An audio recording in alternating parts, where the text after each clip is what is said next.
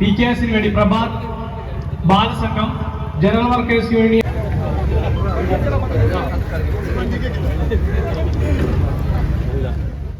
ഇന്ത്യയിലെ പൊരുതുന്ന യുവജന പ്രസ്ഥാനമായ ഡിവൈഎഫ്ഐയുടെ സംസ്ഥാന സമ്മേളനം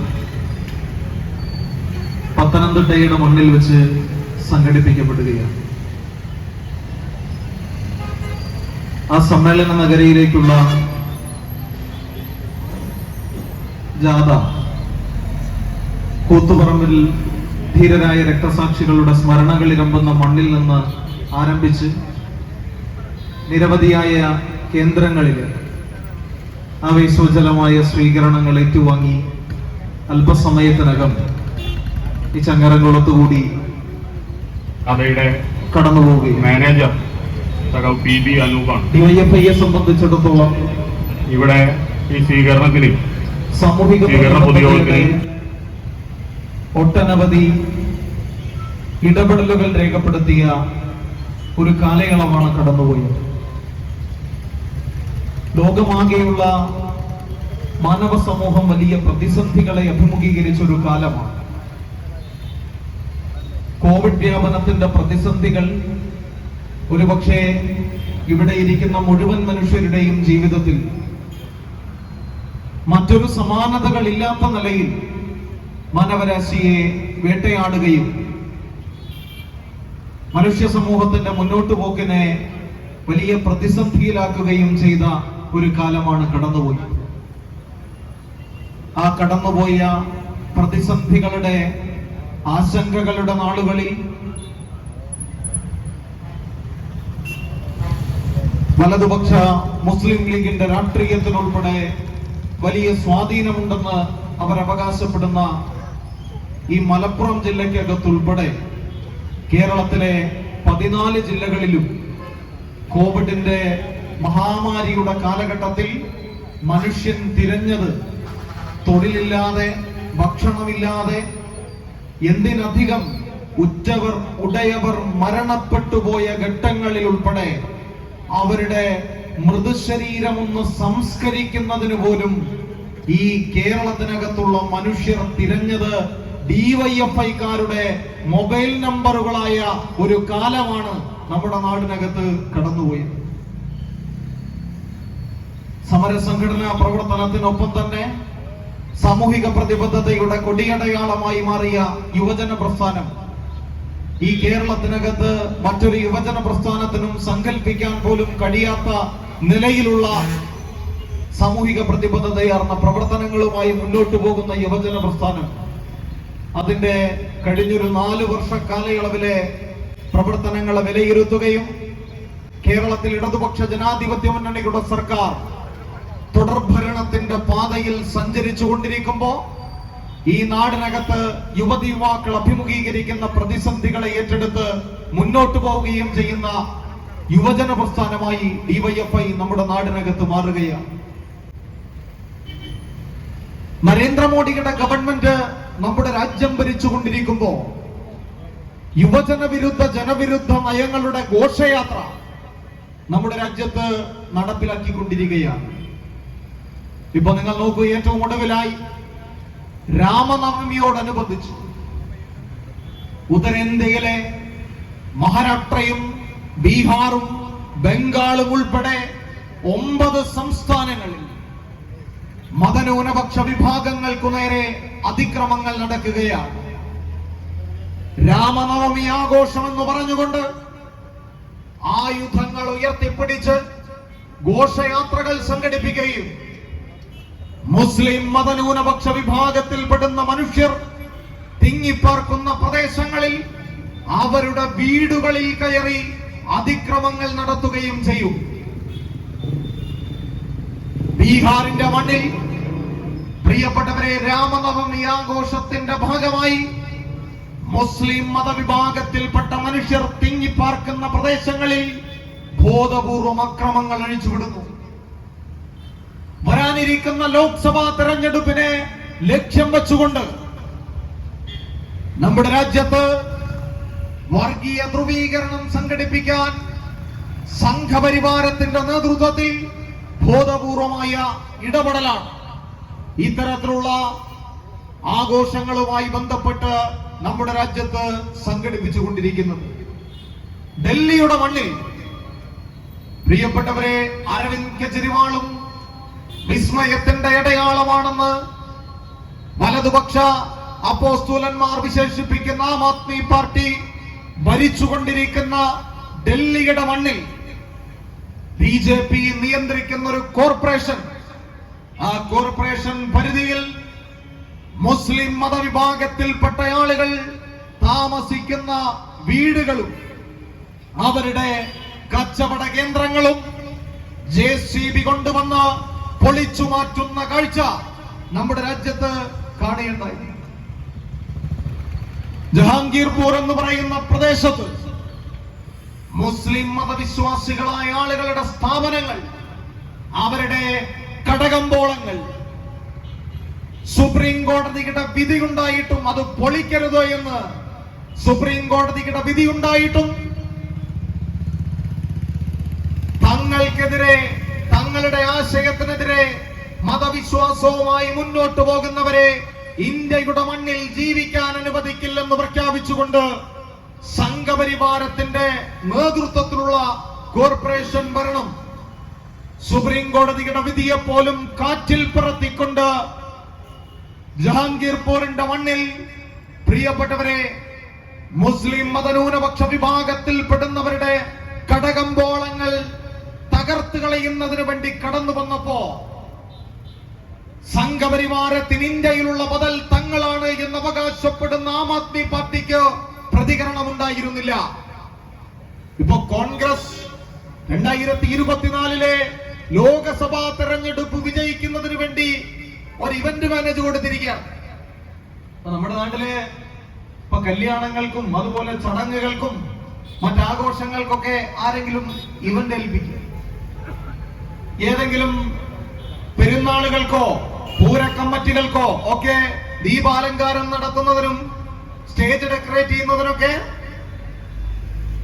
നമ്മൾ ഏതെങ്കിലും ഒരാളെ ചുമതലപ്പെടുത്തും. അതിനു സമാനമായ നിലയിൽ ലോകസഭാ തെരഞ്ഞെടുപ്പ് ലക്ഷ്യം വെച്ചുകൊണ്ട് പ്രശാന്ത് കിഷോർ എന്ന് പറയുന്ന ഒരാളെ ലോകസഭാ തെരഞ്ഞെടുപ്പിന്റെ നടത്തിപ്പുകാരനായി കോൺഗ്രസ് ഏൽപ്പിച്ചിരിക്കുകയാണ്. അദ്ദേഹത്തിന്റെ നിർദ്ദേശങ്ങൾ മാത്രം AICCയുടെ കമ്മിറ്റി വഴി നടപ്പിലാക്കുന്ന നിലയിലേക്ക് ഇന്ത്യൻ നാഷണൽ കോൺഗ്രസ് എന്ന് പറയുന്ന പ്രസ്ഥാനം മാറിയപ്പോ ഡൽഹിയുടെ മണ്ണിൽ മതന്യൂനപക്ഷ വിഭാഗങ്ങൾക്കു നേരെ അതിക്രമങ്ങൾ ഉണ്ടായപ്പോ അതിനെതിരായി ഒരു ഒറ്റവരി പ്രസ്താവന നൽകാൻ, ഒരു പ്രതികരണം നടത്താൻ കോൺഗ്രസോ ആം ആദ്മി പാർട്ടിയോ തയ്യാറാകാതെ വന്ന ഘട്ടത്തിൽ മതന്യൂനപക്ഷ വിഭാഗത്തിൽപ്പെട്ട മനുഷ്യന്റെ ജീവിതമാർഗം പൊളിച്ചു നീക്കുമ്പോ അതിന്റെ മുൻപിൽ പോയി അരുതെന്ന് വിളിച്ചു പറയാൻ കമ്മ്യൂണിസ്റ്റ് പ്രസ്ഥാനത്തിന്റെ പൊളിറ്റ് ബ്യൂറോ അംഗമായ വൃന്ദ കാരാട്ട് മാത്രമാണ്, അവിടേക്ക് കമ്മ്യൂണിസ്റ്റുകാർ മാത്രമാണ് കടന്നു വന്നത്. കോൺഗ്രസ് ഉണ്ടായിരുന്നില്ല, ആം ആദ്മി പാർട്ടി ഇല്ല, മുസ്ലിം ലീഗ് ഇല്ല. മുസ്ലിം ലീഗിന്റെ അവസ്ഥ എന്താണ്? +2 അനുവദിച്ച് ഉമ്മൻചാണ്ടി ഭരിക്കുന്ന കാലത്ത് ഉമ്മൻചാണ്ടിയുടെ ഏറ്റവും വലിയ വിദ്യാഭ്യാസ രംഗത്തെ പ്രവർത്തനമായിരുന്നു. ആ സ്കൂളിന് +2 അനുവദിച്ചു, ഇന്ന സ്കൂളിന് +2 അനുവദിച്ചു. ഈ +2 അനുവദിച്ചതിന്റെ പേരിൽ 25 ലക്ഷം രൂപ കൈക്കൂലി വാങ്ങി. ആ കൈക്കൂലി കൊണ്ട് തന്റെ ഭാര്യയുടെ പേരിൽ വേങ്ങരയിൽ വീട് പണിത ഒരു മിടുക്കൻ മുസ്ലിം ലീഗിന്റെ സംസ്ഥാന സെക്രട്ടറിയായി മുൻ അഴീക്കോട് MLA ഈ കേരളത്തിൽ ഇരിക്കുക. കൈക്കൂലി വാങ്ങിയ പണം കൊണ്ട് വീട് വെച്ചവൻ. എൻഫോഴ്സ്മെന്റ് വീട് കണ്ടുകിട്ടുക, 6 മാസത്തിനുള്ളിൽ രേഖ അവതരിപ്പിക്കാൻ കഴിഞ്ഞില്ലെങ്കിൽ എൻഫോഴ്സ്മെന്റ് ആ വീട് ഏറ്റെടുത്ത് 25 ലക്ഷം രൂപ കൈക്കൂലി വാങ്ങിയത് പണം കൊണ്ട് വീട് വെച്ച 25 ലക്ഷം രൂപ കഴിച്ച് ബാക്കി പണം ഷാജിയുടെ ഭാര്യയുടെ പേരിൽ ഇട്ടുകൊടുക്കും എന്നീ കേരളത്തിനകത്ത് എൻഫോഴ്സ്മെന്റ് പറയുകയാണ്. ഈ മലപ്പുറത്തെ ഇന്ത്യൻ യൂണിയൻ മുസ്ലിം ലീഗിന്റെ പതാക ഉയർത്തിപ്പിടിക്കുന്നവർ തങ്ങളുടെ സംഘടനയെ ഉപയോഗപ്പെടുത്തിക്കൊണ്ട് കച്ചവടം നടത്താൻ, പണമുണ്ടാക്കാൻ, അതുകൊണ്ട് രമ്യഹർമ്മങ്ങൾ നിർമ്മിക്കാൻ നേതൃത്വം നൽകുന്ന ഇത്തരത്തിലുള്ള കള്ളനാണയങ്ങളുടെ പ്രസ്ഥാനമായി ഇന്ത്യൻ യൂണിയൻ മുസ്ലിം ലീഗ് നമ്മുടെ നാടിനകത്ത് അധപതിക്കുകയാണ്. പ്രിയപ്പെട്ടവരെ, ഈ സംഘപരിവാർ ഇന്ത്യ ഭരിച്ചുകൊണ്ടിരിക്കുമ്പോ ഞാൻ നേരത്തെ സൂചിപ്പിച്ച മതന്യൂനപക്ഷ വിഭാഗങ്ങൾക്കു നേരെ നടപ്പിലാക്കിക്കൊണ്ടിരിക്കുന്ന അതിക്രമങ്ങൾക്കെതിരായി മുസ്ലിം ലീഗിന് എന്താണ് അഭിപ്രായമുള്ളത്? ഇപ്പൊ നിങ്ങൾ നോക്കുക, CBSE പാഠപുസ്തകങ്ങളിൽ പരിഷ്കരണം വരും. CBSE പാഠപുസ്തകങ്ങളിൽ വരുന്ന പരിഷ്കരണം എന്താണ്?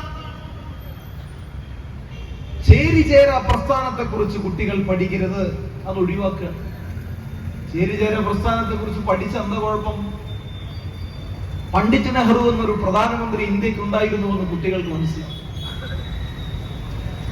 സോവിയറ്റ് യൂണിയനിൽ നിന്ന് ആശയങ്ങൾ ഉൾക്കൊണ്ടുകൊണ്ട് ഇന്ത്യയിൽ പൊതുമേഖലയിൽ വലിയ വ്യവസായശാലകൾ പടുത്തുയർത്തിയിരുന്നു എന്ന് കുട്ടികൾ പഠിക്കും. ഇന്ത്യ ലോക പോലീസിന്റെ കുപ്പായമെടുത്തണിഞ്ഞ അമേരിക്കയുടെ പക്ഷത്തെ ഏകപക്ഷീയമായി അണിനിരന്ന പാരമ്പര്യമല്ല ഈ രാജ്യത്തിനുള്ളത് എന്ന് കുട്ടികൾ മനസ്സിലാക്കി. അതുകൊണ്ടോ ചേരിചേരാ പ്രസ്ഥാനം അത് പഠിക്കണം. ഉറുദു കവിയായിട്ടുള്ള ഫായിസ് അഹമ്മദിന്റെ കവിതാശകലങ്ങൾ ഉൾക്കൊള്ളുന്ന CBSE വിദ്യാർത്ഥികളുടെ ഡെമോക്രാറ്റിക് പൊളിറ്റിക്സ് എന്ന് പറയുന്ന പാഠഭാഗത്തെ പരിപൂർണമായി ഒഴിവാക്കുകയാണ്. പ്രിയപ്പെട്ടവരെ, ആഗോളവൽക്കരണം കാർഷിക രംഗത്ത് സൃഷ്ടിച്ച ആകുലതകളെ കുറിച്ചുള്ള പാഠഭാഗങ്ങൾ ഒഴിവാക്കുകയാണ്. CBSE വിദ്യാഭ്യാസത്തിന് തങ്ങൾക്കിഷ്ടമില്ലാത്ത പാഠഭാഗങ്ങൾ ഒഴിവാക്കിക്കൊണ്ട് മുസ്ലിം നാമധാരികളായ ഭരണാധികാരികളെ, മുഗൾ ഭരണാധികാരികളെ നികൃഷ്ടരായി ചിത്രീകരിക്കുന്ന പ്രവർത്തനം നരേന്ദ്രമോദിയുടെ നേതൃത്വത്തിലുള്ള ഗവൺമെന്റ് ഏറ്റെടുക്കുകയാണ്. അപ്പൊ നിങ്ങൾ നോക്കുക, അക്ബർ അറിയപ്പെടുന്ന മുഗൾ ഭരണാധികാരികൾ, വ്യക്തിപരമായി വലിയ വിദ്യാഭ്യാസം ഉണ്ടായിരുന്ന ആളല്ല അക്ബർ. എന്നാൽ മുഗൾ ഭരണകാലയളവിൽ വിദ്യാഭ്യാസത്തിന് ഏറ്റവും അധികം സംഭാവനകൾ നൽകിയ ഒരു ഭരണാധികാരിയുടെ പേരായിരുന്നു അക്ബർ. ആ അക്ബറിന്റെ പേര് ചരിത്രത്തിൽ നിന്ന് പരിപൂർണമാക്കി ഒഴിവാക്കി കളയുന്നതിന് വേണ്ടിയിട്ടുള്ള ഇടപെടൽ മോഡി ഗവൺമെന്റിന്റെ നേതൃത്വത്തിൽ നമ്മുടെ രാജ്യത്ത് ഏറ്റെടുത്തുകൊണ്ടിരിക്കുകയാണ്. ചരിത്രത്തെ വക്രീകരിക്കാൻ പുതുതലമുറയിൽപ്പെട്ട കുരുന്നുകളെ ഈ രാജ്യത്തിന്റെ യഥാർത്ഥ ചരിത്രം അവർ പഠിക്കരുത് എന്ന ശാഠ്യത്തോടുകൂടി നമ്മുടെ രാജ്യത്ത് ഇടപെട്ടുകൊണ്ടിരിക്കുകയാണ്. ഇന്ത്യയുടെ സർവകലാശാലകൾ ഇപ്പോ രാമനവമിയുമായി ബന്ധപ്പെട്ടു പണ്ഡിറ്റ് നെഹ്റുവിന്റെ നാമധേയത്തിൽ അറിയപ്പെടുന്ന ഇന്ത്യയുടെ ഭൗതിക സർവകലാശാലയായ JNU സർവകലാശാല, അവിടെ മാംസം കഴിക്കാൻ പാടില്ല എന്ന് പറയുകയാണ്. മാംസാഹാരം കഴിക്കാൻ പാടില്ല JNU-വിൽ. അപ്പൊ അവിടെ മറ്റേ ഹോസ്റ്റലുകളിൽ, അതിനോടനുബന്ധിച്ച ക്യാൻറ്റീനിൽ മാംസാഹാരം വിളമ്പുന്നു. അത് കഴിക്കുന്ന വിദ്യാർത്ഥികളെ തെരഞ്ഞു പിടിച്ച് അതിക്രമിക്കുക. JNU സർവകലാശാലയ്ക്കകത്ത് പെൺകുട്ടികൾ ഉൾപ്പെടുന്ന ആളുകളെ തലക്കടിച്ചുകൊണ്ട് തലയോട്ടി പൊളിക്കുന്ന കാഴ്ച നമ്മുടെ രാജ്യത്താകമാനം പ്രചരിപ്പിക്കപ്പെട്ടുകൊണ്ടിരിക്കുന്ന ഒരു കാലയളവ് കൂടിയാണ്. മോഡി ഗവൺമെന്റ് നമ്മുടെ രാജ്യം ഭരിച്ചുകൊണ്ടിരിക്കുമ്പോ പ്രിയപ്പെട്ടവരെ, ഒരു വശത്ത് ഞാൻ ഈ സൂചിപ്പിച്ചതുപോലെ മതന്യൂനപക്ഷ വിഭാഗങ്ങളുടെ നേരെ വലിയ അതിക്രമങ്ങൾ സംഘടിപ്പിക്കുന്നതിനുള്ള പരിശ്രമങ്ങൾ ശക്തമാക്കുമ്പോ, മറുവശത്ത് ഇന്ത്യയുടെ പരമാധികാരത്തെ പണയപ്പെടുത്തുന്ന നടപടികളുമായി നരേന്ദ്രമോദിയുടെ ഗവൺമെന്റ് മുന്നോട്ട് പോവുകയാണ്. ഈ കോവിഡ് വ്യാപനത്തിന്റെ പ്രതിസന്ധിയെ മറികടക്കാൻ ഉത്തേജക പാക്കേജായി 6 ലക്ഷം കോടി രൂപ പൊതുമേഖല വിറ്റുതെളിച്ചുകൊണ്ട് സമാഹരിക്കാൻ കേന്ദ്ര ധനകാര്യ വകുപ്പിന്റെ മന്ത്രി നിർമ്മല സീതാരാമന്റെ നേതൃത്വത്തിൽ തീരുമാനമെടുക്കുകയാണ്. നമ്മുടെ ആകാശവും മണ്ണും വിണ്ണുമെല്ലാം സ്വകാര്യ കോർപ്പറേറ്റുകൾക്ക്, ധനാഢ്യന്മാർക്ക് തീരെഴുതി കൊടുക്കുന്ന നിലപാട് നരേന്ദ്രമോദിയുടെ ഗവൺമെന്റ് തുടർന്നു പോരുകയാണ്. പ്രിയപ്പെട്ടവരെ, democratic youth federation of India DYFI എല്ലാവർക്കും തൊഴിൽ, എല്ലാവർക്കും വിദ്യാഭ്യാസം എന്ന മുദ്രാവാക്യം ഉയർത്തിപ്പിടിക്കുന്ന പ്രസ്ഥാനമാണ്.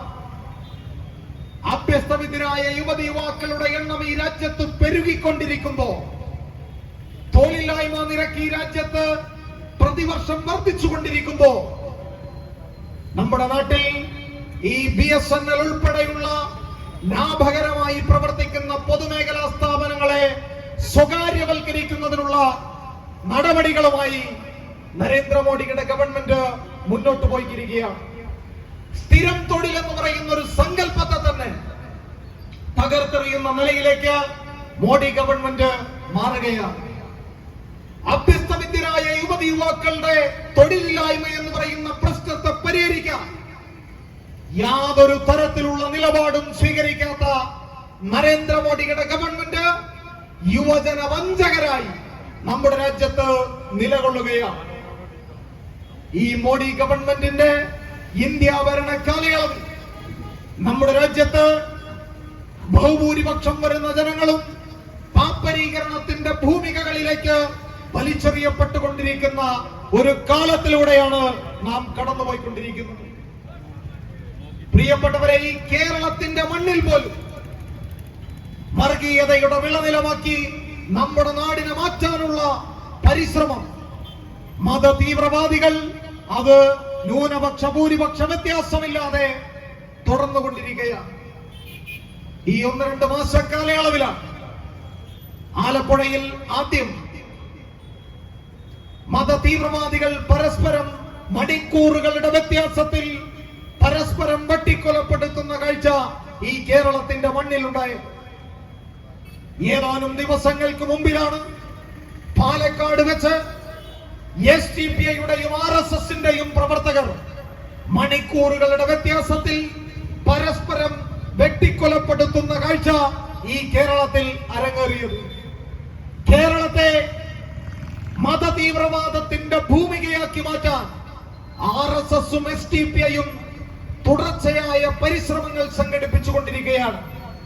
പ്രിയപ്പെട്ടവരെ, കഴിഞ്ഞ ലോക്സഭാ തെരഞ്ഞെടുപ്പിലും UP നിയമസഭാ തെരഞ്ഞെടുപ്പിലും ഉൾപ്പെടെ ഈ മത തീവ്രവാദത്തിന്റെ മുദ്രാവാക്യം ഉയർത്തിപ്പിടിച്ച് ഭൂരിപക്ഷ വർഗീയതയെ ആളിക്കത്തിച്ചുകൊണ്ട് ജനാധിപത്യത്തിന്റെ ഇന്ദ്രപ്രസ്ഥങ്ങൾ കീഴടക്കാൻ സംഘപരിവാരത്തിന് കഴിഞ്ഞുവെങ്കിൽ ഈ കേരളത്തെയും വർഗീയതയുടെ വിളനിലമാക്കി മാറ്റുന്നതിന് വേണ്ടിയിട്ടുള്ള പരീക്ഷണശാലയാക്കി കേരളത്തെ മാറ്റുന്നതിന് വേണ്ടിയിട്ടുള്ള കൊലപാതക പരമ്പരകൾ ഉൾപ്പെടെ നമ്മുടെ നാട്ടിൽ അരങ്ങേറിക്കൊണ്ടിരിക്കുമ്പോ ഈ കേരളത്തെ വർഗീയതയുടെ വിളനിലമാക്കി മാറ്റാൻ ഞങ്ങൾ അനുവദിക്കില്ലെന്ന് പ്രഖ്യാപിച്ചുകൊണ്ട് ഈ നാടിന്റെ യുവതയുടെ മതനിരപേക്ഷ മൂല്യങ്ങളെ ഉയർത്തിപ്പിടിച്ചുകൊണ്ട് മുന്നോട്ട് പോകുന്ന യുവജന പ്രസ്ഥാനമാണ് democratic youth federation of India DYFI എന്ന് ഈ നാട് സാക്ഷ്യം വഹിക്കുന്ന പ്രവർത്തനമാണ് DYFI ഏറ്റെടുത്തുകൊണ്ടിരിക്കുന്നത്.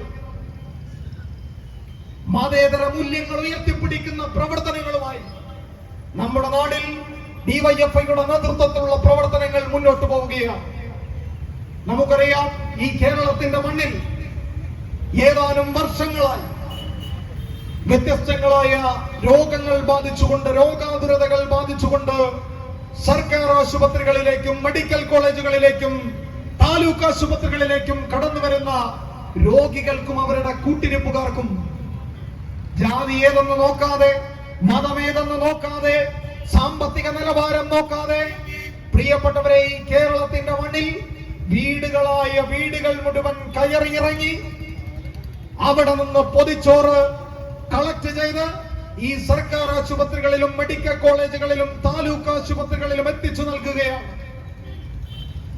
ലക്ഷക്കണക്കിന് കോടിക്കണക്കിന് വരുന്ന മനുഷ്യരുടെ വിശപ്പകറ്റുന്ന യുവജന പ്രസ്ഥാനത്തിന്റെ പേരായി കേരളത്തിൽ ഡിവൈഎഫ്ഐ മാറിക്കൊണ്ടിരിക്കുന്ന ഒരു കാലമാണിത്. മനുഷ്യരന്നം കൊടുക്കുന്നതിനേക്കാൾ വലിയ സാമൂഹ്യ പ്രവർത്തനം വേറെന്താണ്?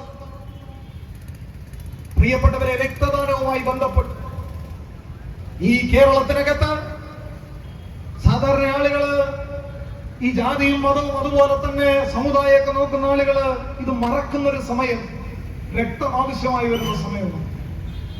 രക്തം ആവശ്യമായി വരുമ്പോ നായരുടെ രക്തം വേണമെന്ന് ആരും പറയാറില്ല, അല്ലെങ്കിൽ ഇന്ന സമുദായക്കാരന്റെ രക്തം വേണമെന്ന് ആരും പറയാറില്ല. എങ്ങനെയെങ്കിലും ഇന്ന ഗ്രൂപ്പ് രക്തം വേണം എന്ന് പറയാറുണ്ട്. പ്രിയപ്പെട്ടവരെ, ഈ കേരളത്തിന്റെ മണ്ണിൽ രക്തദാനവുമായി ബന്ധപ്പെട്ട് ഏതാനും കഴിഞ്ഞ സംവത്സര കാലങ്ങളായി നമ്മുടെ ആശുപത്രികളിൽ വ്യത്യസ്തങ്ങളായ രോഗാതുരതകൾ ബാധിച്ചുകൊണ്ട് കടന്നു വരുന്ന മനുഷ്യർക്ക്, അത് ഏത് മുസ്ലിം ലീഗുകാരനായാലും കോൺഗ്രസുകാരനായാലും BJP-കാരനായാലും അവന്റെ വീട്ടിൽ ആർക്കെങ്കിലും രക്തം ആവശ്യമായിട്ട് വന്നാൽ സത്യസന്ധമായി ആത്മാർത്ഥമായി രക്തം ലഭിക്കുമെന്ന വിശ്വാസത്തോടുകൂടി അവനെ വിളിക്കാൻ കഴിയുന്നത് ഈ നാട്ടിലെ ഡിവൈഎഫ്ഐക്കാരനെയാണ് എന്ന് അനുഭവങ്ങൾ സാക്ഷ്യപ്പെടുത്തുകയാണ്. സാമൂഹിക പ്രതിബദ്ധതയുടെ കൊടിയടയാളമായി മാറിയ ഒരു യുവജന പ്രസ്ഥാനത്തിന്റെ സമര സംഘടനാ പ്രവർത്തനങ്ങൾ വിലയിരുത്തപ്പെടുന്ന സമ്മേളനമാണ് പത്തനംതിട്ടയുടെ മണ്ണിൽ വെച്ച് സംഘടിപ്പിക്കപ്പെടുന്നത്. പ്രിയപ്പെട്ടവരെ, 2016-ൽ ഇടതുപക്ഷ ജനാധിപത്യ മുന്നണിയുടെ സർക്കാർ കേരളത്തിൽ അധികാരത്തിൽ വന്നതിന് ശേഷം ഈ നാടിനകത്തെ യുവജനങ്ങൾക്ക് PSC വഴി തൊഴിൽ നൽകുന്ന പ്രവർത്തനം ഏറ്റെടുത്തു. ഏറ്റവും ഒടുവിൽ കേരള ബാങ്കിൽ 1000 തസ്തികകൾ സൃഷ്ടിക്കുകയാണ്. PSC വഴി ഈ നാട്ടിലെ യുവതിയുവാക്കൾക്ക് കേരള ബാങ്കിൽ 1000 തൊഴിൽ കൊടുക്കുന്ന പ്രവർത്തനം ഇടതുപക്ഷ ജനാധിപത്യ മുന്നണിയുടെ സർക്കാർ നമ്മുടെ നാട്ടിൽ ഏറ്റെടുക്കുകയാണ്.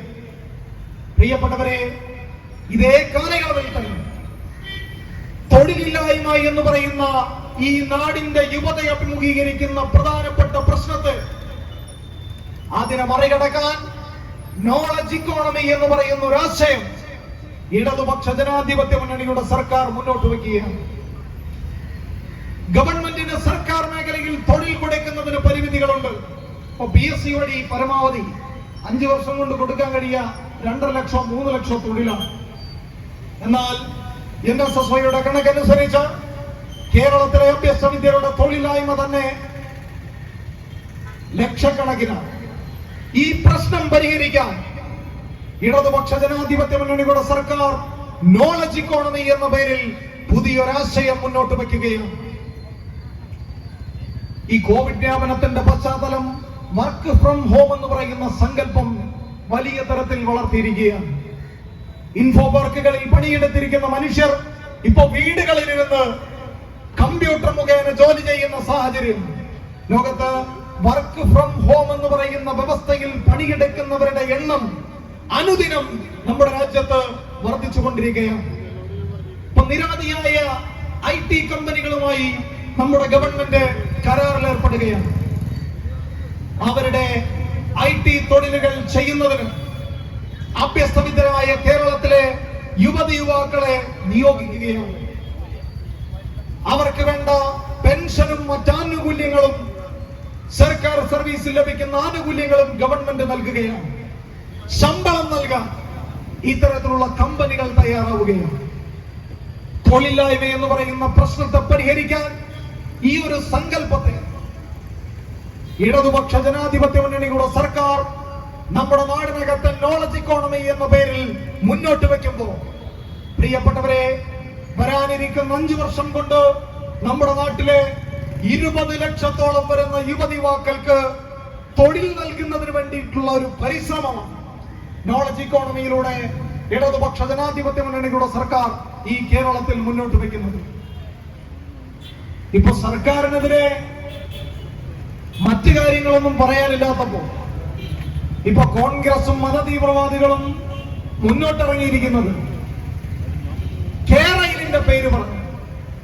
അപ്പൊ നാടാകെ കുറ്റി പറിക്കില്ല. എവിടെയെങ്കിലും ആരെങ്കിലും ഒരു കുറ്റിയിടം വന്നാൽ കുറ്റി പറിക്കുന്ന മാമാങ്കാണ് നാട്ടിൽ. എന്താ ഈ കുറ്റി പറിക്കൽ? കേരയിൽ എന്ന് പറയുന്ന പദ്ധതിയുടെ പ്രത്യേകത എന്താ? തിരുവനന്തപുരം മുതൽ കാസർഗോഡ് വരെ 4 മണിക്കൂറിനുള്ളിൽ യാത്ര ചെയ്തെത്താൻ കഴിയുന്ന ഒരു ബൃഹത് പദ്ധതി. പ്രിയപ്പെട്ടവരെ, ഈ മലപ്പുറത്ത് നിന്ന് അല്ലെങ്കിൽ നിങ്ങളുടെ പരിസര പ്രദേശങ്ങളിൽ നിന്ന് തിരുവനന്തപുരത്തേക്ക് 2 മണിക്കൂർ കൊണ്ടെത്താൻ കഴിയുന്ന ഒരു പദ്ധതി. ആ പദ്ധതിയെ തുരങ്കം വയ്ക്കാൻ ഇടതുപക്ഷ ജനാധിപത്യ മുന്നണിയുടെ സർക്കാരിന് ഈ പദ്ധതി നടപ്പിലാക്കപ്പെട്ടു കഴിഞ്ഞാൽ വലിയ സ്വീകാര്യത ഉണ്ടാകുമെന്ന് കണ്ടുകൊണ്ട് അതിനെ അട്ടിമറിക്കാനുള്ള പരിശ്രമം ശക്തമാക്കുകയാണ്. പ്രിയപ്പെട്ടവരെ, ലോകരാജ്യങ്ങളുടെ ചരിത്രം പരിശോധിച്ചു കഴിഞ്ഞാൽ അവരുടെ നാഗരികതകൾ വികസിച്ചത്, വികസിത രാജ്യങ്ങളുടെ പട്ടികയിലേക്ക് അവർ കൈപിടിച്ചുയർത്തപ്പെട്ടത് വേഗത്തെ തോൽപ്പിക്കാൻ കഴിഞ്ഞതിന്റെ ഭാഗമായിട്ടാണ്. ദൂരത്തെ ഓടിപ്പിടിക്കാൻ കഴിഞ്ഞതിന്റെ ഭാഗമായിട്ടാണ്. ലോകത്തതിന്റെ ഒന്നാമത്തെ ഉദാഹരണമാണ് ജപ്പാൻ. ആണവായുധ പരീക്ഷണത്തിന്റെ ഭാഗമായി 2ാം ലോക മഹായുദ്ധം ദുരിതങ്ങൾ വാരി വിതച്ച രാജ്യത്തിന്റെ പേരാണ് ജപ്പാൻ. ആണവായുധ പ്രയോഗത്തിന്റെ ഭാഗമായി തലമുറ ശാരീരികമായും വൈകല്യങ്ങൾ ഉൾപ്പെടെയുള്ള പ്രതിസന്ധികൾ അനുഭവിക്കാൻ വിധിക്കപ്പെട്ട ജനതയുടെ നാടിന്റെ പേരാണ് ജപ്പാൻ. 1950-കളിൽ അവരവരുടെ റെയിൽ ഗതാഗതത്തെ വികസിപ്പിക്കാൻ വേണ്ടി തീരുമാനിക്കുകയാണ്. അതിവേഗ റെയിലുകൾ സ്ഥാപിക്കാൻ വേണ്ടി തീരുമാനിച്ചു. ജപ്പാന്റെ മണ്ണിൽ ജപ്പാന്റെ 20ഓളം വരുന്ന പ്രധാനപ്പെട്ട പട്ടണങ്ങളെ ഉൾപ്പെടുത്തിക്കൊണ്ട് റെയിൽ ഗതാഗതത്തെ, അതിവേഗ റെയിൽ ഗതാഗതത്തെ വികസിപ്പിച്ചു. പ്രിയപ്പെട്ടവരെ, ഇന്ന് ആഗോള മാർക്കറ്റിൽ ഏറ്റവും പ്രധാനപ്പെട്ട മോട്ടോർ വ്യവസായ രംഗത്ത് മുന്നിട്ട് നിൽക്കുന്ന രാജ്യത്തിന്റെ പേരാണ് ജപ്പാൻ. അതിവികസിത രാജ്യങ്ങളുടെ പട്ടികയിൽ മുന്നിട്ട് നിൽക്കുന്ന രാജ്യത്തിന്റെ പേരാണ് ജപ്പാൻ എന്ന് പറയുമ്പോ വേഗത്തെയും ദൂരത്തെയും കീഴടക്കാൻ അവർ കാണിച്ച ആർജവം, അത് അതിവേഗ റെയിൽ പാതകൾ വികസിപ്പിച്ചത് ആ രാജ്യത്തിന് വലിയ ഗുണകരമായി മാറി എന്ന് കാണാൻ വേണ്ടി കഴിയും. ചൈന ലോകത്തെ ഏറ്റവും അധികം ഉൽപാദന മികവും അതുപോലെ തന്നെ GDP ഗ്രോസ് റേറ്റും ഏറ്റവും അധികം പ്രതിവർഷം കൂടുതലുള്ള രാജ്യത്തിന്റെ പേരാണ് ചൈന. ചൈനയും വികസനത്തിന്റെ ഭൂമികയിലേക്ക് കാലെടുത്തു വെച്ചത് അതിവേഗ റെയിൽ പാതകളെ ഉപയോഗപ്പെടുത്തിക്കൊണ്ടാണ്. ലോകത്തുള്ള അതിവേഗ റെയിൽ പാതകളിൽ ഗണ്യമായ പങ്കുമുള്ളത് ചൈനയിലാണ്. പ്രിയപ്പെട്ടവരെ, സമയത്തെ കീഴടക്കാൻ, ദൂരത്തെ കീഴടക്കാൻ റെയിൽ മാർഗമാണ് ഏറ്റവും ചിലവ് കുറഞ്ഞ നിലയിൽ ലോകത്തെ ഏറ്റവും എഫക്റ്റീവായി ഉപയോഗപ്പെടുത്തിയിട്ടുള്ളത്. എന്നാൽ അമേരിക്കയാകട്ടെ കാർ വ്യവസായ കമ്പനികളുടെ ഒരു കേന്ദ്രമായി. ഫോർഡൊക്കെ നമ്മുടെ നാട്ടിൽ ഫോർഡ് കാറുണ്ട്. ഇതിന്റെ ഏറ്റവും പ്രധാനപ്പെട്ട കേന്ദ്രം അമേരിക്കയായി. സ്വകാര്യ കുത്തക മുതലാളിമാർ കാറ് കച്ചവടത്തിന്റെ പ്രോത്സാഹനത്തിന് വേണ്ടി, വിമാന കച്ചവടത്തിന്റെ പ്രോത്സാഹനത്തിന് വേണ്ടി, പ്രിയപ്പെട്ടവരെ, അവിടെ റെയിൽ ഗതാഗതത്തെ ഒരു പരിധിയിലപ്പുറം പ്രോത്സാഹിപ്പിച്ചിരുന്നില്ല. അവര് റോഡ് ഗതാഗതത്തെയും വിമാന ഗതാഗതത്തെയുമാണ് കൂടുതൽ പ്രോത്സാഹിപ്പിച്ചത്. അവരുടെ കച്ചവട താല്പര്യങ്ങളെ മുൻനിർത്തിക്കൊണ്ട് പ്രിയപ്പെട്ടവരെ, ഈ റോഡ് ഗതാഗതത്തെയും അതുപോലെ തന്നെ വിമാന ഗതാഗതത്തെയും പ്രോത്സാഹിപ്പിച്ചതിന്റെ ഭാഗമായി അമേരിക്കയിലെ യാത്രാ ചെലവ് വളരെ വർദ്ധിച്ചതാണ് എന്ന് നമുക്ക് കാണാൻ വേണ്ടി കഴിയും. തുടർഭരണത്തിന്റെ ഭൂമികയിലൂടെ സഞ്ചരിച്ചു കൊണ്ടിരിക്കുന്ന കേരളത്തിലെ ഇടതുപക്ഷ ജനാധിപത്യ മുന്നണിയുടെ സർക്കാർ അതിവേഗ അർദ്ധ സിൽവർ ലൈൻ പദ്ധതി നടപ്പിലാക്കുന്നതോടുകൂടി, അത് മുന്നോട്ട് വെക്കുന്നതോടുകൂടി ഭാവി കേരളത്തിന്റെ വികസന സ്വപ്നങ്ങൾക്കുള്ള, പ്രിയപ്പെട്ടവരെ, സുവർണ രേഖയായിരിക്കും ഈ കേരയിൽ പദ്ധതി എന്ന് ഇടതുപക്ഷം ഈ രാജ്യത്തോട് ആവർത്തിച്ച് ഓർമ്മപ്പെടുത്തിക്കൊണ്ടിരിക്കുകയാണ്. കല്ല് പറിച്ചതുകൊണ്ടൊന്നും അതിന് കാര്യമില്ല. ഇവിടെ ആരെങ്കിലും മറ്റേ ഈ പാരിസ്ഥിതികാഘാത പഠനത്തിന്റെ ഭാഗമായിട്ട് ഇത് പോകുന്ന വഴിയിലൊക്കെ ഇതിന്റെ കല്ലുകൾ കൊണ്ടുവന്നിട്ട് അത് പറിക്കുക, അത് പറിച്ച് തലയിലേറ്റി വെച്ച് സമരം നടത്താണ് കോൺഗ്രസ് മുസ്ലിം ലീഗ്. ഈ കല്ല് പറിക്കുന്നവരും ഈ സമര കോലാഹലങ്ങൾ നടത്തുന്നവരും പ്രിയപ്പെട്ടവരെ മനസ്സിലാക്കേണ്ടത്, ഇടതുപക്ഷ ജനാധിപത്യ മുന്നണി കഴിഞ്ഞ 5 വർഷക്കാലം ഈ കേരളം ഭരിക്കുമ്പോ നിങ്ങൾ നടത്തിയ കള്ളപ്രചരണങ്ങളുടെയും വ്യാജ പ്രചരണങ്ങളുടെയും എല്ലാം മാറാപ്പുകളെ അതിജീവിച്ചുകൊണ്ട് ഈ കേരള ജനത ജനകീയമായ കരുത്തു നൽകി തുടർഭരണത്തിന്റെ ഭൂമികയിലേക്ക് ജനകീയ അംഗീകാരം നേടിയ സർക്കാരാണ് ഇടതുപക്ഷത്തിന്റെ സർക്കാർ. ഈ കേരളയിൽ പദ്ധതിയുമായി ഇടതുപക്ഷ ജനാധിപത്യ മുന്നണിയുടെ സർക്കാർ മുന്നോട്ട് പോവുക തന്നെ ചെയ്യും. ഈ നാടിനകത്തെ യുവതി യുവാക്കൾ, സംഘപരിവാരം, അതുപോലെ തന്നെ കോൺഗ്രസ് പ്രസ്ഥാനവും വലിയ തരത്തിൽ തെറ്റിദ്ധരിപ്പിക്കുന്നതിന് വേണ്ടിയിട്ടുള്ള ഇടപെടൽ ശക്തമാക്കിക്കൊണ്ടിരിക്കുകയാണ്. ഞാൻ നേരത്തെ പറഞ്ഞു, മുസ്ലിം ലീഗും ഈ പറയുന്ന SDPI-യും ജമാഅത്തെ ഇസ്ലാമിയും ഈ RSS-ഉം നമ്മുടെ നാടിനെ വർഗീയതയുടെ ഭൂമികയാക്കി മാറ്റുന്നതിന് വേണ്ടിയിട്ടുള്ള പരിശ്രമങ്ങൾ ശക്തമാക്കിക്കൊണ്ടിരിക്കുമ്പോൾ അക്രമങ്ങളിലൂടെ, കൊലപാതകങ്ങളിലൂടെ ശവറ്റുകൊട്ടയിലേക്ക് വലിച്ചെറിയപ്പെട്ട കോൺഗ്രസിന് ജീവൻ നൽകാനാണ് കെ സുധാകരനും സംഘങ്ങളും പരിശ്രമിച്ചുകൊണ്ടിരിക്കുന്നത്. പ്രിയപ്പെട്ടവരെ, ഏറ്റവും ഒടുവിലായി കഴിഞ്ഞ ജനുവരി മാസം 10-ാം തീയതി ഈ കോവിഡ് വ്യാപനത്തിന്റെ പ്രതിസന്ധികൾ തീർന്നതിനു ശേഷം കേരളത്തിലെ വിദ്യാഭ്യാസ സ്ഥാപനങ്ങൾ തുറന്നു പ്രവർത്തിച്ചു. APJ അബ്ദുൽ കലാം എന്ന് പറയുന്ന ഇന്ത്യയുടെ രാഷ്ട്രപതിയുടെ കസാരയിലിരുന്ന മനുഷ്യന്റെ നാമധേയത്തിൽ അറിയപ്പെടുന്ന കേരളത്തിലെ ടെക്നിക്കൽ സർവകലാശാല, ആ ടെക്നിക്കൽ സർവകലാശാലയിലെ ക്യാമ്പസുകളിലേക്കുള്ള തിരഞ്ഞെടുപ്പ് നടന്നത് കഴിഞ്ഞ ജനുവരി മാസം 10-ാം തീയതിയായിരുന്നു. ധീരജ് രാജേന്ദ്രൻ എന്ന് പറയുന്ന ഒരു 21-കാരന്റെ രക്തത്തിൽ സ്നാനം ചെയ്ത തിരഞ്ഞെടുപ്പായിരുന്നു.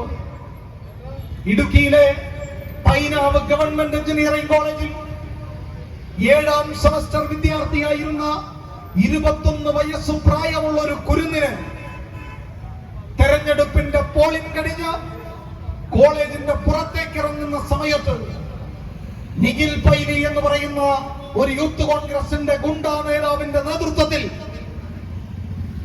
കോൺഗ്രസിന്റെ മണ്ഡലം മകരവിളക്ക് നേതാക്കന്മാരുടെ നേതൃത്വത്തിൽ 21 വയസ്സുള്ള ഒരു കുട്ടിയെ ഹൃദയത്തിന്റെ ഞെരിപ്പേടിൽ മൃഗീയമായ നിലയിൽ ആക്രമിച്ചു കൊലപ്പെടുത്തുകയാണ്. ആ ധീരജ് രാജേന്ദ്രന്റെ മൃതശരീരം ഇടുക്കിയിലെ മെഡിക്കൽ കോളേജിൽ തണുത്തുറഞ്ഞു കിടക്കുന്ന സമയം മുതൽ ഇടുക്കിയിൽ നിന്ന് 380 കിലോമീറ്റർ അപ്പുറത്ത് കണ്ണൂരിലെ തളിപ്പറമ്പിലേക്ക് ആ 21 വയസ്സുകാരന്റെ മൃതശരീരം വിലാപയാത്രയായി ഈ കേരളത്തിന്റെ ഹൃദയത്തിലൂടെ കടന്നുപോയിക്കൊണ്ടിരുന്ന സമയത്ത് 73 വയസ്സ് പിന്നിട്ട KPCC-യുടെ പ്രസിഡന്റിന്റെ കസേരയിൽ ഇരിക്കുന്ന കണ്ണൂരിന്റെ MP കെ സുധാകരൻ തന്റെ പേരക്കുട്ടിയുടെ പ്രായമില്ലാത്തൊരു കുരുന്ന് കൊല ചെയ്യപ്പെട്ട് കിടക്കുന്ന സമയത്ത് ആ മരിച്ച് തണുത്തുറഞ്ഞു കിടക്കുന്ന കുട്ടിയുടെ മൃതശരീരത്തെ ചൂണ്ടി പറയുന്നു, അവൻ മരണമിരന്നു വാങ്ങിയവനാണ്. വലിയ രാഷ്ട്രീയ പാരമ്പര്യമൊന്നുമില്ലാത്ത പിതാവ് ഒരു കോൺഗ്രസ് കുടുംബ പശ്ചാത്തലമുള്ള ഒരു കുടുംബത്തിൽ നിന്ന് ഇടുക്കിയിലെ എഞ്ചിനീയറിംഗ് കോളേജിലേക്ക് പഠിക്കാൻ വന്ന ഒരു കുട്ടി, പഠനത്തിന്റെ ഭാഗമായി SFI-യിൽ ചേർന്ന് പ്രവർത്തിച്ച ഒരു കുരുന്ന്, ആ കുരുന്നിനെ കൊലപ്പെടുത്തിയപ്പോ കെ സുധാകരൻ പറയുന്നു, മരണം ഇരന്നു വാങ്ങിയവനാണവൻ. ചെറുതോണിയിൽ പോയി മൈക്ക് കെട്ടി KPCC-യുടെ പ്രസിഡന്റ് പ്രസംഗിക്കുന്നു. ആ കൊലപാതക കേസിലെ പ്രതികൾ നിഖിൽ പൈലി ഉൾപ്പെടെയുള്ള കാപാലിക സംഘങ്ങളെ ഇവിടെ വന്ന് നിങ്ങളുടെ മാർക്സിസ്റ്റുകാരുടെ മുന്നിലൂടെ നടത്തിക്കും. ആരാ പറയുന്നു? ആർ ശങ്കർ ഇരുന്ന കസേര. പ്രിയപ്പെട്ടവരെ, എത്ര തന്നെ അഭിപ്രായ വ്യത്യാസങ്ങൾ ഉണ്ടെങ്കിലും ഈ കേരളത്തിൽ എണ്ണമറ്റ മഹാരഥന്മാരായ മനുഷ്യരിരുന്ന KPCC-യുടെ പ്രസിഡന്റിന്റെ കസേരയിൽ ഇരുന്നു കൊണ്ട് തെരുവുകുണ്ടയുടെ ഭാഷയിൽ കെ സുധാകരൻ ഈ കേരളത്തിലെ കമ്മ്യൂണിസ്റ്റുകാരെ വെല്ലുവിളിച്ചുകൊണ്ടിരിക്കുന്ന ഒരു കാലം. അക്രമ പ്രവർത്തനങ്ങൾക്ക് ആഠയാഭരണമായി KPCCയുടെ പ്രസിഡന്റ് കേരളത്തിൽ അക്രമ പ്രവർത്തനങ്ങളെ പ്രോത്സാഹിപ്പിക്കുന്നവനായി മാറിക്കൊണ്ടിരിക്കുകയാണ്. യൂത്ത് കോൺഗ്രസ് പ്രസ്ഥാനം ഈ കേരളത്തിൽ അക്രമ പ്രവർത്തനങ്ങളിലൂടെ മാത്രം പിടിച്ചു നിൽക്കാം, സാന്നിധ്യം ഉറപ്പിക്കാം എന്ന് സങ്കല്പിച്ചുകൊണ്ട് മുന്നോട്ട് പോവുകയാണ്. ഇവിടെ ഈ കോവിഡ് വന്ന ഘട്ടത്തിൽ പ്രിയപ്പെട്ടവരെ, കടിക്കാൻ ഭക്ഷണമില്ലാതെ അന്നന്നത്തെ നിത്യനിവർത്തിക്ക് ജോലിക്ക് പോയി പണിയെടുത്ത് വീട്ടിൽ വന്ന് ഭക്ഷണം കഴിച്ച് കുടുംബത്തോടൊപ്പം ജീവിക്കുന്ന മനുഷ്യർ ഈ കോവിഡ് വന്നതിന്റെ ഭാഗമായി പണിയെടുക്കാൻ കഴിയാതെ വന്ന ഘട്ടത്തിൽ, മരുന്ന് വാങ്ങാൻ കഴിയാതെ വന്ന ഘട്ടത്തിൽ പ്രിയപ്പെട്ടവരെ, അവരുടെ വീടിന്റെ ഉമ്മറത്ത് പോയി നിങ്ങൾ ഭക്ഷണം കഴിച്ചോ, നിങ്ങൾക്ക് ഭക്ഷണം വേണോ, നിങ്ങൾക്ക് മരുന്ന് വേണോ, നിങ്ങൾക്ക് എന്തെങ്കിലും സഹായം വേണോ എന്ന് ചോദിക്കാൻ ഈ കേരളത്തിൽ ഒരു യൂത്ത് ലീഗുകാരനും ഉണ്ടായിരുന്നില്ല, ഒരു യൂത്ത് കോൺഗ്രസുകാരനും ഉണ്ടായിരുന്നില്ല. പ്രിയപ്പെട്ടവരെ, പ്രയാസപ്പെടുന്ന മനുഷ്യന് അവന്റെ മുൻപിൽ ഒരു കരം നീട്ടിയത് ഈ ധീരരായ രക്തസാക്ഷികളുടെ പ്രസ്ഥാനമായ democratic youth federation of India DYFI മാത്രമാണ്. പ്രയാസപ്പെടുന്ന മനുഷ്യരുടെ മുമ്പിൽ ഒരു കരം നീട്ടി നൽകിയത്. മുഖ്യമന്ത്രിയുടെ ദുരിതാശ്വാസ നിധിയിലേക്ക് ഈ കേരളത്തിൽ വീടുകളായ വീടുകൾ മുഴുവൻ കയറിയിറങ്ങി പാഴ്വസ്തുക്കൾ ശേഖരിച്ചു. മുസ്ലിം ലീഗിന്റെ യുവജന സംഘടനയായ യൂത്ത് ലീഗിന്റെ സംസ്ഥാന നേതാവ് പറഞ്ഞു, DYFI-കാരൻ ആക്രികറക്കം നടക്കുന്നു. DYFI-കാരന്റെ പ്രവർത്തനം ഇത് തന്നെയാണ് അവർ നടത്തുന്നത്, ആക്രികറക്കം. പ്രിയപ്പെട്ടവരെ, ഇത്തരത്തിലുള്ള പ്രവർത്തനങ്ങൾ ഏറ്റെടുത്തുകൊണ്ട് വീടുകളായ വീടുകൾ മുഴുവൻ കയറി പാഴ്വസ്തുക്കൾ ശേഖരിച്ച് നിരവധിയായ ചലഞ്ചുകൾ ഏറ്റെടുത്ത് ഒരു മൂന്നാം ലോക രാജ്യത്തിന്റെ ചരിത്രത്തിലാദ്യമായി ഒരു ജനാധിപത്യ സ്റ്റേറ്റിൽ ഒരു യുവജന പ്രസ്ഥാനം മുഖ്യമന്ത്രിയുടെ ദുരിതാശ്വാസ നിധിയിലേക്ക് 11 കോടി രൂപ സംഭാവന ചെയ്തത് ഇന്ത്യയുടെ ചരിത്രത്തിൽ ഈ കേരളത്തിന്റെ മണ്ണിലാണ്. DYFI ആണ് 11 കോടി രൂപ മുഖ്യമന്ത്രിയുടെ ദുരിതാശ്വാസ നിധിയിലേക്ക് സംഭാവനയായി നൽകിയത്. ഇങ്ങനെ എണ്ണമറ്റ സാമൂഹിക പ്രതിബദ്ധതയാർന്ന പ്രവർത്തനങ്ങളുടെ കൊടിയടയാളമായി ഈ കാലയളവിൽ മാറിയ യുവജന പ്രസ്ഥാനമാണ് DYFI. 1980-ൽ രൂപീകരിക്കപ്പെടുന്ന കാലയളവിൽ പ്രിയപ്പെട്ടവരെ, DYFI-യുടെ രൂപീകരണ സമ്മേളനത്തിൽ ഭഗത് സിംഗിനൊപ്പം സംഘടനാ പ്രവർത്തനം നടത്തിയിരുന്ന കിഷോരിലാൽ എന്ന് പറയുന്ന ഒരു സഖാവ്, അദ്ദേഹം DYFI-യുടെ രൂപീകരണ സമ്മേളനത്തിൽ പങ്കെടുത്തു. രൂപീകരണ സമ്മേളനത്തിൽ പ്രതിനിധികളെ അഭിസംബോധന ചെയ്തുകൊണ്ട് അദ്ദേഹം പ്രസംഗിക്കുകയാണ്. അദ്ദേഹം പറഞ്ഞത്, ഭഗത് സിംഗ് ജീവിച്ചിരിപ്പുണ്ടായിരുന്നെങ്കിൽ 1980-ൽ DYFI രൂപീകരിക്കുന്ന സമ്മേളനത്തിൽ ഭഗത് സിംഗിന്റെ സഹപ്രവർത്തകൻ പ്രസംഗിച്ചു, ഭഗത് സിംഗ് ജീവിച്ചിരിപ്പുണ്ടായിരുന്നെങ്കിൽ ഈ യുവജന പ്രസ്ഥാനത്തിന് ആവേശം പകരാൻ ഈ രൂപീകരണ സമ്മേളനത്തിൽ ഭഗത് സിംഗ് പങ്കെടുക്കുമായിരുന്നു. ആ ഭഗത് സിംഗിന്റെ പൈതൃകം ഉയർത്തിപ്പിടിക്കുന്ന പ്രസ്ഥാനമാണിത്. പഞ്ചനദികളുടെ സംഗമഭൂമി എന്നറിയപ്പെടുന്ന പഞ്ചാബിന്റെ മണ്ണ്, സ്ഥലവും രബിയും ചിനാബും ബിയാസും ഉൾപ്പെടെ 5 നദികളുടെ സംഗമഭൂമിയായി അറിയപ്പെടുന്ന പഞ്ചാബിന്റെ മണ്ണിൽ ഖലിസ്ഥാൻ വിഘടനവാദികൾക്കെതിരായിട്ടുള്ള പോരാട്ടത്തിന്റെ ഭാഗമായി DYFI-യുടെ പ്രഥമ അഖിലേന്ത്യാ സമ്മേളനം സംഘടിപ്പിക്കുന്നതിന്റെ മുന്നോടിയായി ഖലിസ്ഥാൻ ഭീകരവാദികൾ ഒരു ചെറുപ്പക്കാരനെ പഞ്ചാബിന്റെ മണ്ണിൽ കൊലപ്പെടുത്തി കളഞ്ഞു. പ്രിയപ്പെട്ടവരെ, DYFI രൂപീകരിക്കപ്പെട്ട് ഈ നക്ഷത്രാങ്കിത ശുഭ്രപതാക, അതിലെ രക്തനക്ഷത്രം, പ്രിയപ്പെട്ടവരെ, നിരവധിയായ യുവജന പ്രസ്ഥാനത്തിന്റെ പ്രവർത്തകരുടെ രക്തം കൊണ്ട് അടയാളപ്പെടുത്തപ്പെട്ടതാണ്. സാമൂഹിക അനീതികൾക്കെതിരായിട്ടുള്ള പ്രക്ഷോഭത്തിന്റെ പാതയിൽ എത്രയോ ചെറുപ്പക്കാർക്കാണ് ഈ യുവജന പ്രസ്ഥാനത്തിന്റെ പതാക ഉയർത്തിപ്പിടിച്ച എത്രയോ ചെറുപ്പക്കാർക്കാണ് ജീവൻ നഷ്ടപ്പെട്ടത്. 2 ദിവസങ്ങൾക്ക് മുമ്പ് ഭാസ്കര കുമ്പളയുടെ രക്തസാക്ഷി ദിനമായിരുന്നു. സപ്തഭാഷകളുടെ സംഗമഭൂമിയാണ് കാസർഗോഡിന്റെ വടക്കൻ പ്രദേശം. കാസർഗോഡിന്റെ വടക്കൻ പ്രദേശങ്ങളിൽ ഡിവൈഎഫ്ഐയുടെ ബ്ലോക്ക് കമ്മിറ്റിയുടെ സെക്രട്ടറിയും ജില്ലാ സെക്രട്ടേറിയറ്റ് അംഗവുമായിരുന്ന ഭാസ്കര കുമ്പളെ എന്ന് പറയുന്ന ബിരുദാനന്തര ബിരുദധാരിയായ ഡിവൈഎഫ്ഐയുടെ നേതാവിനെ യാത്ര ചെയ്തുകൊണ്ടിരിക്കുന്ന ബസ്സിൽ കയറിയാണ് ആക്രമിച്ചു കൊലപ്പെടുത്തിയത്. ആ ഭാസ്കര കുമ്പളയുടെ പിന്മുറ അവകാശപ്പെടുവാൻ കഴിയുന്ന പ്രസ്ഥാനമാണ് ഡിവൈഎഫ്ഐ. പ്രിയപ്പെട്ടവരെ, കൊല്ലം ജില്ലയ്ക്കകത്ത് ഡിവൈഎഫ്ഐയുടെ നേതാവ് സഖാവ് സുനിൽ കുമാർ ഡിവൈഎഫ്ഐയുടെ യൂണിറ്റ് കമ്മിറ്റിയുടെ പ്രസിഡന്റ് ആയിരുന്നു. ആ ഡിവൈഎഫ്ഐയുടെ യൂണിറ്റ് കമ്മിറ്റിയുടെ പ്രസിഡന്റ് തന്റെ കുഞ്ഞിനൊപ്പം 6 മാസം പ്രായമുള്ള തന്റെ കുഞ്ഞിനൊപ്പം വെളുപ്പാങ്കാലത്ത് കിടന്നുറങ്ങിക്കൊണ്ടിരിക്കുന്ന സമയത്ത് വെളുപ്പാങ്കാലത്ത് 5:30 മണിക്ക് അദ്ദേഹത്തിന്റെ വീടിനകത്ത് RSSന്റെ കാവാലിക സംഘം ഇരച്ചു കയറുകയാണ്. വാതിൽ ചവിട്ടി പൊളിച്ച് മുൻപിൽ വന്ന സുനിൽ കുമാറിന്റെ അമ്മയുടെ തലക്ക് പിടിച്ച് മുടിക്ക് പിടിച്ച് വലിച്ചെറിഞ്ഞ് ആ അമ്മയുടെ കണങ്കാലിൽ വാളുകൊണ്ട് വെട്ടുകയാണ്. ഈ സുനിൽ കുമാറിന്റെ അടുത്ത് കിടന്നിരുന്ന 6 മാസം മാത്രം പ്രായമുള്ള ആ പിഞ്ചു കുഞ്ഞിനെ വലിച്ചു വാങ്ങി ദൂരെ എറിഞ്ഞ് ആ കുഞ്ഞിന്റെ കരച്ചിലുകൾ സാക്ഷി നിർത്തിക്കൊണ്ട് ഈ ചെറുപ്പക്കാരനെ അതിക്രൂരമായ നിലയിൽ ആക്രമിച്ചു കൊലപ്പെടുത്തുകയാണ്. 2000 ആണ്ടിന്റെ മധ്യഭാഗത്ത്, പ്രിയപ്പെട്ടവരെ, ഏതോ പ്രാകൃത കാലത്തിലല്ല, 2000 ആണ്ടിന്റെ മധ്യഭാഗത്ത് കൊല ചെയ്യപ്പെട്ട സുനിൽ കുമാർ എന്ന് പറയുന്ന ചെറുപ്പക്കാരന്റെ വലതു കൈപ്പത്തി എറുത്തെടുത്ത് വാനിലേക്ക് ഉയർത്തിപ്പിടിച്ച് കൊല്ലം പട്ടണത്തിലൂടെ പ്രകടനം നടത്തുകയാണ്. ജയ്ക്കാളി മന്ത്രങ്ങൾ ചൊല്ലി പ്രകടനം നടത്തുകയാണ്.